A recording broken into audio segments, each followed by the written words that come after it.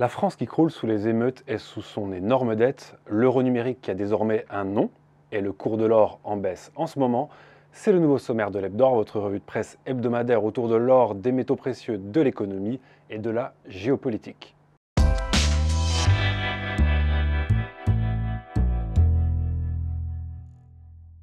Il est l'or de vous annoncer le vainqueur de notre grand jeu concours lancé il y a près d'un mois pour fêter nos 50 000 abonnés YouTube.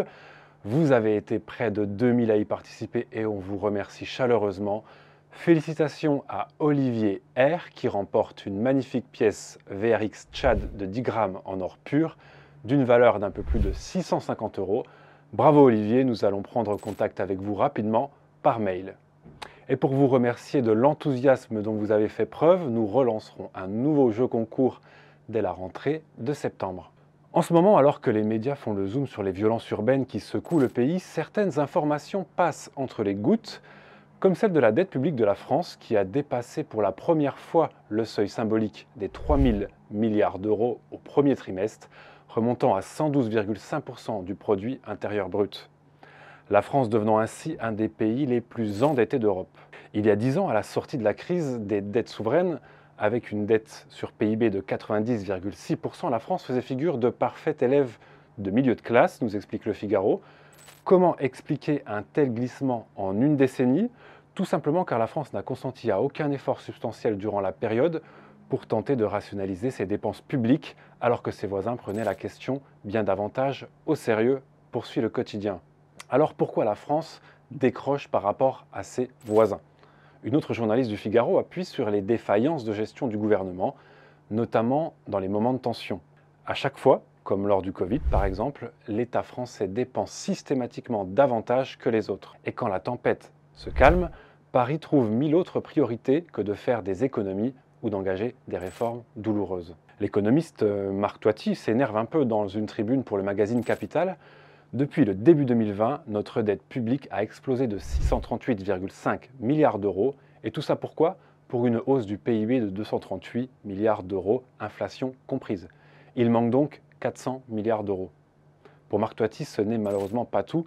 En effet, après l'Allemagne et l'ensemble de la zone euro qui sont déjà retombés en récession depuis le quatrième trimestre 2022, c'est la France qui est désormais menacée du même sort. En fait, elle aurait déjà dû y tomber dès 2022, notamment à cause de la forte inflation. Mais grâce à la nouvelle version du quoi qu'il en coûte et l'explosion de la dette publique, la récession a été évitée de justesse. Et si vous voulez tout savoir sur la dette française, foncez lire cet article de l'Académie au coffre qui vous explique tout. Vous apprendrez entre autres que, selon les chiffres de l'agence France Trésor qui gère la dette française, elle est répartie pratiquement à parts égales entre des investisseurs et des banques résidents et non résidents. Le terme résident faisant référence ici aux personnes morales ou physiques dont le domicile ou l'établissement principal sont situés en France. Aussi, fin 2022, 50,1% de la dette française était détenue par des investisseurs et établissements bancaires non résidents, donc hors de France. La Banque centrale fait aussi partie des créanciers de l'État. Alors, qu'est-ce qui tient encore debout aujourd'hui en France? On s'interroge et à ce propos, mes collègues de Veracash sont allés poser la question à Gilles Raveau, économiste en chef de Charlie Hebdo. Un entretien à retrouver sur la chaîne YouTube de Veracash à l'occasion de l'événement exceptionnel Le Monde qui vient. Et d'une France qui décline à l'euro numérique, il n'y a qu'un pas. Le blog de Veracash nous annonce que la Commission européenne vient de livrer le premier cadre législatif relatif à la mise en place de l'euro numérique, une nouvelle monnaie qui change de nom pour l'occasion. Il sera désormais question de Cash Plus.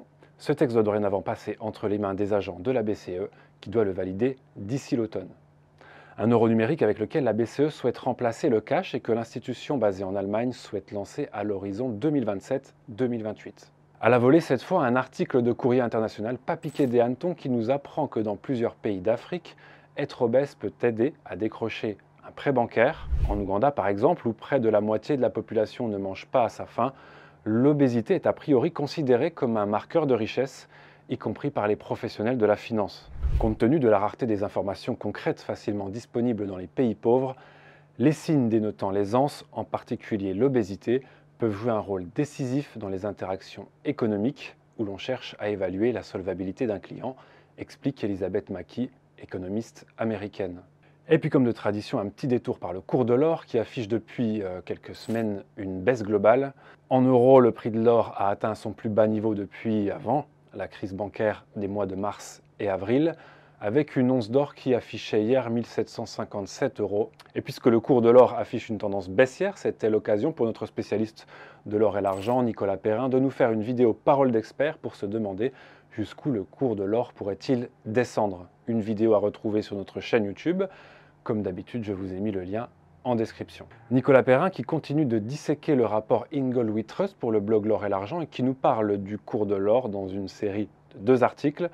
Dans une première partie, le spécialiste fait un bilan du cours de l'or sur l'année 2022-2023 avant de relayer les prévisions et pronostics de Stoffer Levalek plutôt élevés pour la période 2023-2030. Voilà, ce dernier épisode de l'Hebdor avant les vacances estivales est terminé. Cet été, on réduit un peu le rythme, donc pas d'Hebdor, sauf en cas de grosse actu. Sinon, on vous concocte quand même un petit Hebdor spécial pour fin juillet qui risque de vous plaire. À très bientôt.